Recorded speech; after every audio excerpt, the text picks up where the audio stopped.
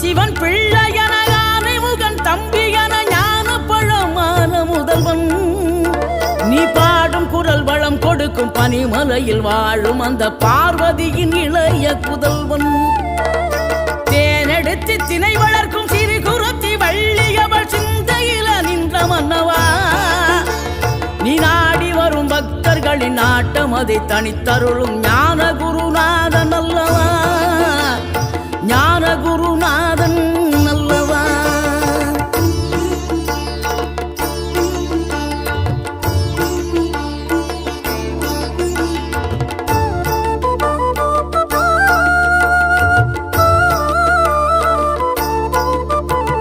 நினைக்கின்ற பொழுதெல்லாம் நிகரில்ல பக்தி ரசம் கொடுக்கின்ற சக்தி வேலும்